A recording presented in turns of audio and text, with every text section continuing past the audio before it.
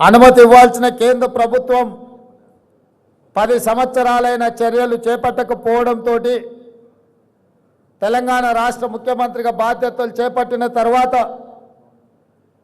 నేతన్నల జీవన గతులు వాళ్ళ స్థితిగతులను తెలుసుకోవాలన్న ఆలోచనతోటి సమీక్ష సమావేశాన్ని ఏర్పాటు చేస్తే ఈ అంశం నా దృష్టికి రావడం జరిగింది.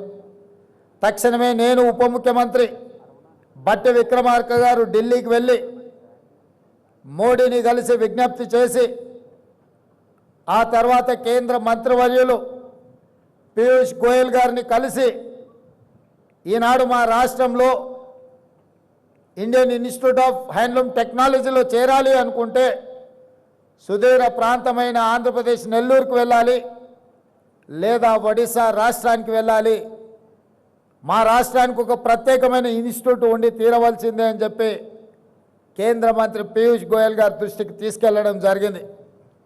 వారు కూడా రాజకీయాలకు అతీతంగా ముందుకొచ్చి నిజంగానే హైదరాబాదు అభివృద్ధి చెందిన నగరం, దేశంలోనే 5 మెట్రోపాలిటన్ సిటీస్ ఉంటే ఢిల్లీ, ముంబై, చెన్నై, బెంగళూరు వీటితో పోటీ పడే నగరం హైదరాబాదు తెలంగాణలో ఉంది. తెలంగాణలో IIST ఉండాల్సిందే, మంజూరు చేస్తున్నామని చెప్పి వారు తక్షణమే మంజూరు చేసి తెలంగాణ రాష్ట్రం యొక్క విజ్ఞాపనను వారు ఆమోదించారు. ఎంబడే నేను అధికారులను పిలిచి మంత్రి గారిని కోరి ఈ సంవత్సరమే వాళ్ళ సమయం వృధా కాకూడదు, పిల్లలను ఈ సంవత్సరంలోనే వాళ్ళని చేర్పించుకోవాలి. ఎక్కడ ఏర్పాటు చేద్దాం కాలేజీ అని అంటే కాలేజీ బంగ్లాలు ఇప్పటికిప్పుడు అంటే కష్టం కదా అంటే నాంపల్లిలో ఉన్న తెలుగు అకాడమీ ఇక్కడ భవనం ఉన్నది అంటే ఎంబడే అక్కడ ఏర్పాటు చేసి మంచి కార్యక్రమాన్ని ఈ సంవత్సరమే మొదలు పెట్టండి అని చెప్పి వారికి ఆదేశాలు ఇవ్వడం జరిగింది.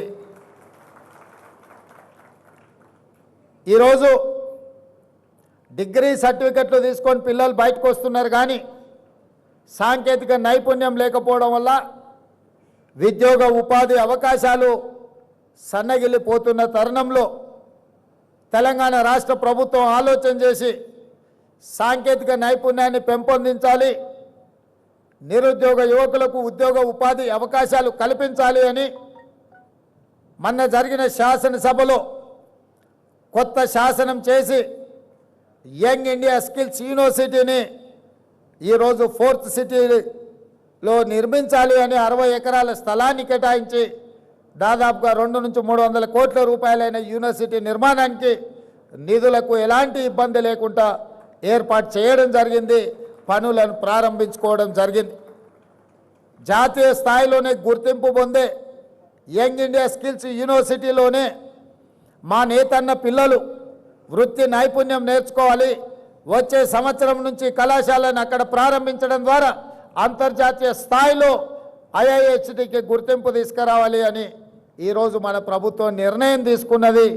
ఈ సంవత్సరం చేరిన విద్యార్థులకు కూడా ప్రతి నెల 2500 రూపాయలు వాళ్ళు చదువుకోవడానికి స్కాలర్షిప్ ఇవ్వాలని చెప్పి ఇవాళ వాళ్లకు స్కాలర్షిప్లు కూడా మంజూరు చేస్తున్నాం.